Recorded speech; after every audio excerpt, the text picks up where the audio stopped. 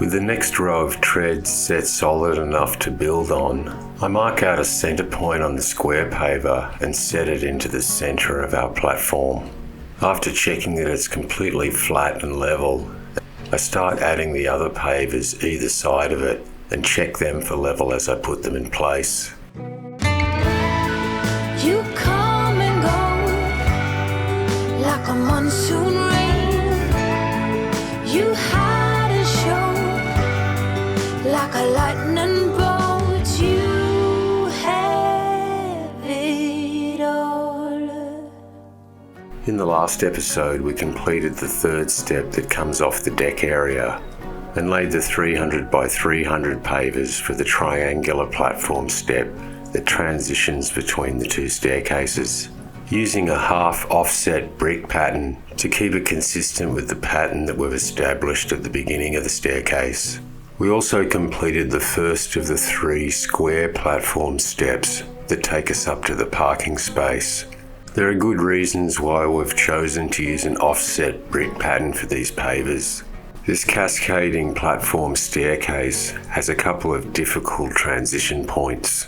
Because of the angle of the pre-existing decking that the staircase has to land on and the parking space it's coming from, it meant that it had to have a corner turning point in the middle of it. This is why I designed this triangular platform step, so this way the two staircases could merge in the center of this triangle and help create some kind of flow and harmony in the design. I chose to use 3 different size pavers to achieve this. The large and small rectangle pavers help construct the rises and treads of the staircase, while I used square pavers to fill out the platform part of the pathway. My client had also requested that I keep the step riser as shallow as possible to help create easy access for people with mobility challenges. So with all those parameters to consider, I chose the offset brick pattern as the most practical way to end up with a good looking and secure staircase. The size and dimension of the pavers was chosen to help us facilitate the appropriate step height or riser and tread length of our staircase. By using the combination of 1 by 200 and 200 by 400 pavers, I was able to achieve the type of steps the client requested. Back up the drive a bit, could you see what this is? This is a part of it all. Over and over, injustice to injury, this is a part of it all. Could you hike back to it, fight with it, sit with it? This is a part of it all. Ask around, be aware, make peace with what is there. As preparation for today's session, I'm washing the 300 by 300 pavers I'll be using and stacking them in a convenient place for use later. As I've mentioned many times throughout this process, keeping all our materials and the concrete foundation wet really helps with the bonding of the mortar between the pavers and the concrete. The previous day we set the risers for the next platform step. I need to check that the top of the risers are completely flat for the treads that we'll be adding to them later. Using my spirit level for reference, I can see that there's a few high points on the risers. I correct this by lightly grinding the high points down with my diamond tip disc and my angle grinder. I periodically check with my spirit level to see if I've made them completely flat. It's essential to have these completely flat, as this will determine how flat and plumb the next stair platform is. I take my time with this process, as I have to be careful not to remove too much material and create any low points. When I'm satisfied the risers are completely flat and level, I wash the whole area down again to remove any of the brick dust that could impair our mortar from bonding the pavers to the concrete foundation. I sponge off the excess water so I can create construction lines with my pencil for the layout of the treads on this next platform step. Just like with the previous platform step, I'm setting a center line to lay the treads out on. This will ensure that our layout ends up symmetrical and repeats the design that we established in the previous platform step. Back up the drive a bit, could you see what this is? This is a part of it all. Over and over, injustice to injury, this is a part of it all. Could you hike back to it, fight with it, sit with it, this is a part of it all. While these treads set up in place, I'm going to double back to the platform step we did yesterday and cement in the custom cut corner pieces we prepared yesterday. I'm using a black pigment in the mortar to help disguise the joins on the edges of our pathway. There's no use in trying, and even if you could, it wouldn't come out like it should. This stubborn kudzu just covers these words. Could you listen to somebody else? Will you only drink from the thoughts of yourself? Are you under the canopy spell? You dig in your heels and spread the disease. You're spreading the disease.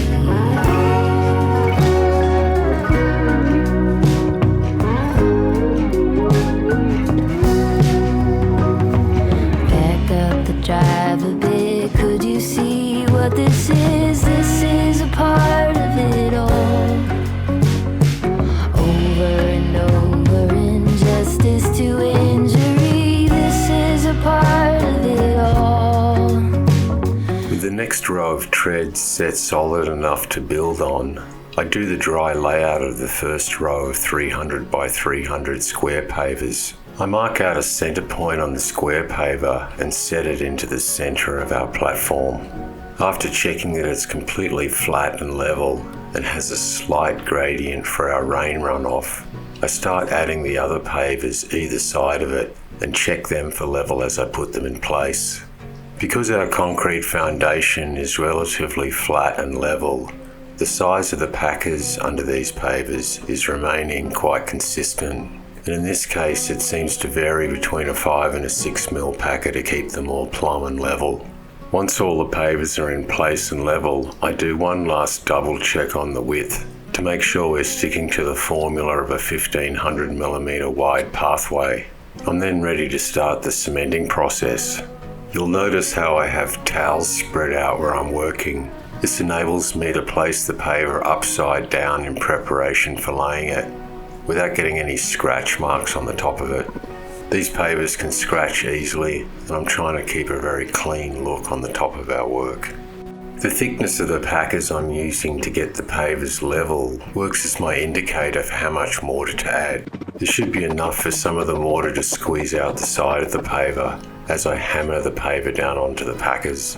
I repeat this process along the first course of our square pavers, then clean up the edges in preparation for the next course.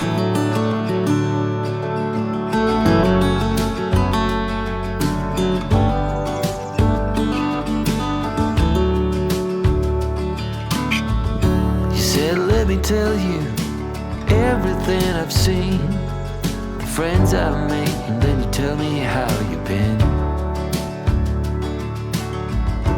Look a little closer, it's been quite some time. You gotta let me know if I'm out of line. But there's some words that I just wanna hear you say, to put it all straight before this night turns into day, and then I'm on my way. Yeah. Yes, I'm on my way. I scribe the two corner treads on the front edge of our step in preparation for cutting them on the wet saw. I use a combination of my set square and spirit level to create an accurate cut line that's going to match the side of our pathway. After checking these two pieces fit correctly, I go back to working on a small piece I need to add for the triangle platform. bit naive and so eager to please. You know I played for love, but it got me on my knees. Now's the time to reap what I've sown. Your words echoing in every single bone. Underwater, so far out at sea, there's no cure for what you're telling me, and soon I'm on my way. Yes, I'm on my way. I return to the platform step to cement the last two courses of the square pavers in place. I'm using standard mortar mix, and I don't have any pigment mixed in with it, as the edge of these pavers will never be seen by the time the garden's planted on either side of our pathway. One of the important parts of the method of applying pavers to the foundation in this process is keeping the mortar soft and pliable. To help achieve this, I only mix small batches of mortar at a time. Once the mortar's been mixed with water, it starts to activate. After a relatively short time, it'll start to set and stiffen. If the mortar's not soft enough, it won't flatten and squeeze out underneath the paver easily.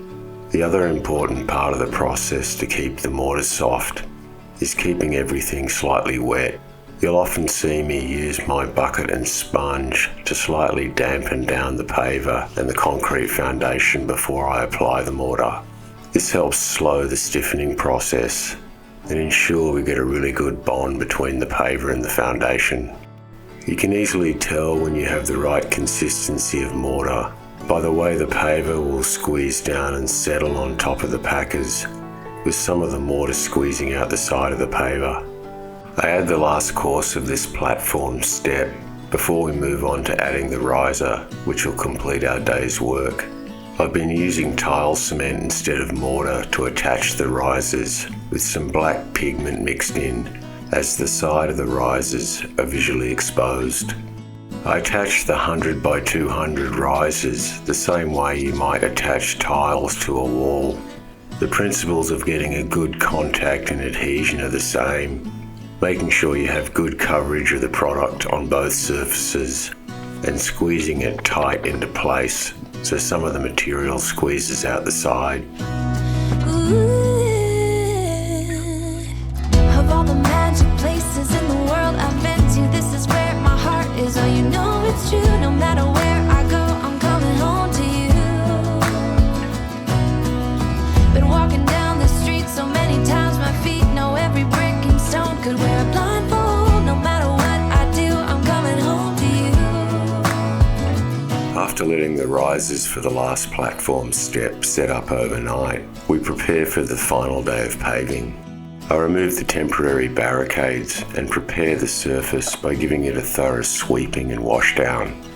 It's a critical step in the process. If there's any dust or dirt in between the mortar and the concrete foundation, it'll create weak points in the adhesion of the pavers.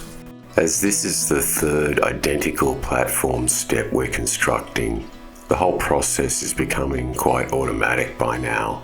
I'm laying out 5mm packers to lay our treads on as a starting point, and I can adjust them later once I've checked them with my level.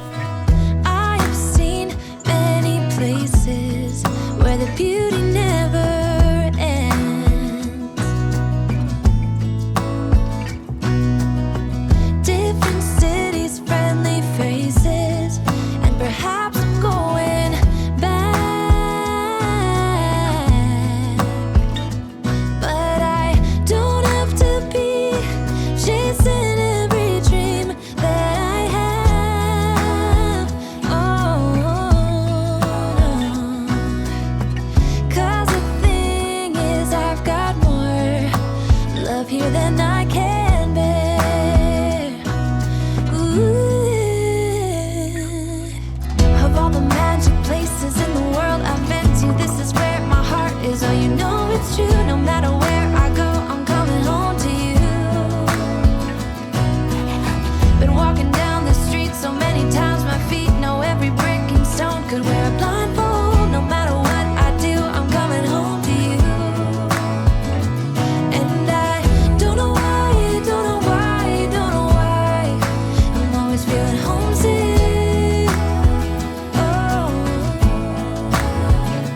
2x400 tread set in place, I moved on to filling out the platform with the 300x300 square pavers. There's a number of reasons why I have mixed dimension pavers in these platform steps. The larger 200x400 pavers we use for the treads match a human foot size, because a normal step is around 350mm deep. And because I used them in the lower part of the staircase coming off the deck, I wanted to repeat the same pavers throughout the pathway to help tie it together from a design point of view. And from a safety point of view, a platform step should have some kind of a design change or indicator for the front edge of the step where the height changes. If you construct them using the same dimension paver all the way to the front edge, it can make the transition of the step somewhat invisible, which can create a dangerous trip hazard. So by having these larger pavers on the front edge of the step, it's an indicator to people when they're walking on the path that there's a level change at that point. After cutting and fitting the last two corner pieces, I cement the final course of our pathway in place.